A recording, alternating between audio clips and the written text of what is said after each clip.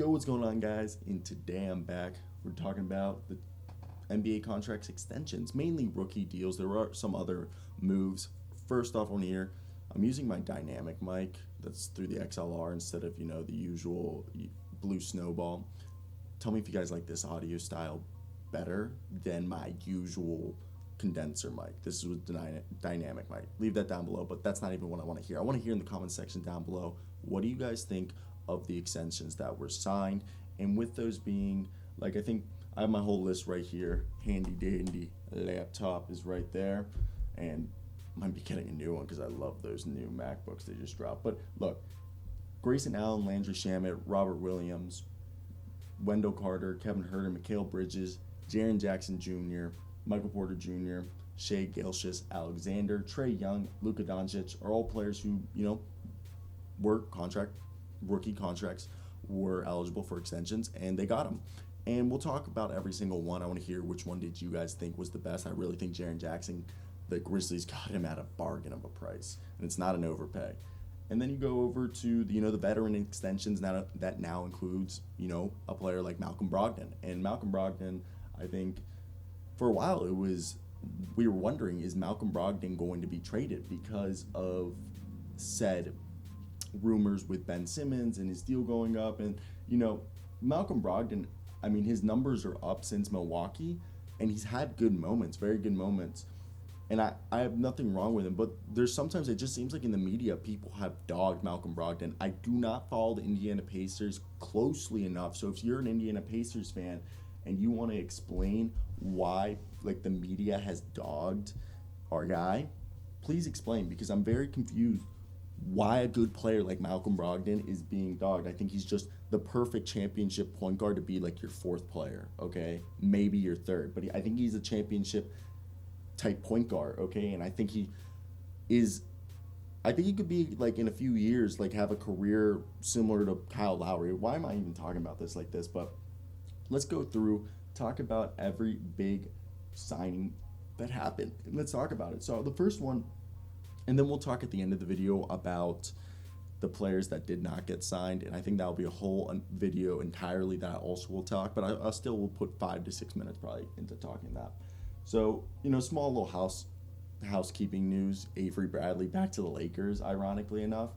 But besides that, look, I think Kevin Huerter and Jaren Jackson were really good deals. And when we looked at these rookie extensions, I think, first off, I want to say Grayson Allen, 2 years, $20 million. Grayson Allen is a 3-and-D guy, okay? And I think he's just kind of been under the radar for a lot of people in terms of what he's been able to do. And Grayson Allen is a guy, at the end of the day, he's a plus defender who is a consistent shooter. He has shown that he can shoot well enough to stay in the NBA, which was the biggest if for him coming out of college. And look, this was a kid that one of his biggest concerns, you could say, was maybe attitude problems. He had some, concerns coming where he kind of seemed like a douchebag at Duke. But and also his age, he was an older prospect. He's 26 years old. So 2 years, $20 million. This might be the biggest contract Grayson Allen ever gets. But look, this is a guy who's now on his third NBA team, being the Milwaukee Bucks. In Utah, he was 32%, but then he went to Memphis. He shot basically back-to-back seasons, 40% from three on a decent amount of attempts, okay? And this is a guy for the past 2 years, it's increased. He went from 2.6 three-pointers a game his rookie year to 3 attempts per his second year, and now almost 6 attempts per game. And he's a guy who's going to give you about a steal a game. He's going to be pesky, and he's really a guy who's solid to play 18 to 25 minutes a night off the bench or, spot start. He's a key rotational player on a championship team. And that's what he is. He's background noise. Play your part, and that's what Grayson Allen does. Now, what I want to talk about next is, I think the next deal, obviously, Jaren Jackson Jr. Jaren Jackson Jr. didn't look that great when he came back from injury last year, and I think this is part of the reason why they got him at the bargain deal of, 4 years, what is it? Right, 4 years, $105 million, which is basically $25 million and a little over $25 million. That's a bargain. This is a guy who should be, his next contract's going to be a supermax. I think you could argue that Jaren Jackson Jr., the biggest knock is obviously rebounding and injury. His availability has always been in question. But Jaren Jackson Jr., when he is on, he is looking like a superstar, guy who is the perfect number two or, co-one with Ja Morant. And Jaren Jackson Jr. is your quintessential definition of two-way 3-and-D stretch five, okay? And you can argue Mo Bamba was in the vein, but I think Jaren Jackson is the one who's been able to do it and show the success of it if you are said good at shooting threes. And this is a guy who, for his career, is a 37.4% three-point shooter, okay? And yes, he's only played in 126 career games. Granted, 2 seasons have been hyphenated. And what he's shown is every single season, he's basically increased his threes. Except this year, I know he took technically 5.5, but still, he's a guy shooting 6 to 7 threes a game. And he comes out here and gives you almost 2 blocks a game. Yes, his biggest knock is his total rebounds have never eclipsed over 6. So, and one could argue that's because Jaren Jackson Jr. is a stretch 5 and he's not placed towards the basket, so all his rebounds are defensive and he's not in a position to get offensive rebounds, which I understand. And it's not a weight thing because he's 242 pounds. So right there, I'm like, it's more, I think, just the role in the offense. He's not in a good position to shoot threes, but it's also sometimes he just doesn't try. I think he's going to be a guy that maybe this year he's closer to his numbers his sophomore year where he averaged, 17, 18 points, maybe 5, 6 rebounds a game. And he doesn't really pass the ball. Maybe he works on that too. But he's one of the best 3-and-D players, like front court players in the entire NBA. And if you can show availability is one of the best qualities.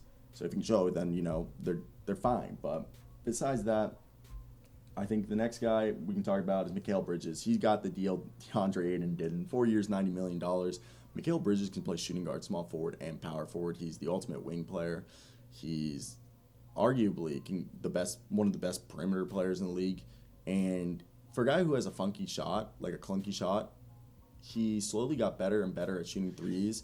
And he started as a really good slasher. And arguably, he's also one of the best slashers in the NBA. And he's the perfect third star for any championship team. And now he's locked up next to Devin Booker manning the wing, while like DeAndre Ayton's future is up in the air, which is fine. Centers are the easiest players to replace, and this is a team that, if they can find the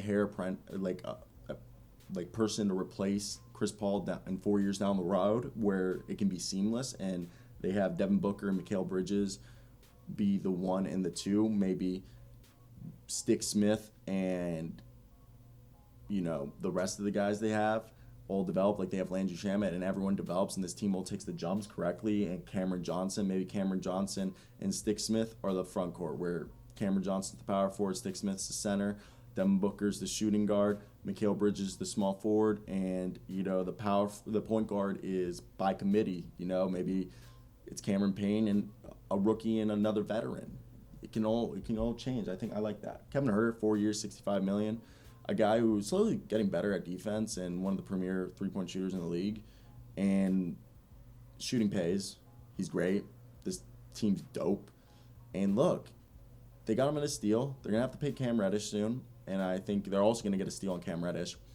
But this is a team that, yes, they have Bogdanovic and Danilo Gallinari and Clint Capella, who are older guys on long-term deals. I expect Gallinari to maybe be traded this deadline or offseason, no matter what's happening. Their players that are behind him are developing, and he was there because they wanted to be in contention. He got him there, and now they probably want to get some return on their investment. And by trading him, you can get maybe some picks or some role players and move the contract off and let the guys like Cam Reddish, Jalen Johnson, DeAndre Hunter, and all those guys get the minutes that they deserve. And same thing with Bogdanovic, especially that he was very cold sometimes last year. Danilo Gallinari, it's more of a question of health, but if he's playing really good, you probably want to move him because his value will be really high. And because I expect a future roster maybe to be the starting lineup of Onyeka Okongwu and Jalen Johnson being the front court, with Cam Reddish and DeAndre Hunter as the shooting guard, small forward, and the point guard being Trae Young, with Sharif Cooper and Kevin Huerter off the bench. Then you got Robert Williams, 4 years, $48 million. That came out. He has the potential to be one of the best interior defenders in the NBA, top 5 rim protector. If he can stop having foul trouble and find his offensive game, good shit. Then you got Landry Jammett, 4 years, $43 million. Monty Williams is really high on him, and he probably sees this guy as a 6th man of the year potential, like multi-time, where he's a guy who can, on his best day, give you okay passable defense, but just drop 30 points in like 20 minutes, like nothing, and replace, Lou Williams and Jamal Crawford, and maybe join Jordan Clarkson as like the 6th man of the year guys. Then, yeah, I think Wendell Carter Jr., I talked about this the other day. They chose Wendell Carter Jr. over Mo Bamba, and I'll get that in a sec. So that right there is all of, reaction and review of all the signings. So I think right there, everyone who got signed, damn, it's a lot of. I think I'm just going to end this one right here and then put them together later as a podcast. So let me hear your thoughts on all those signings. I'll be right back with reactions to everyone who didn't get signed.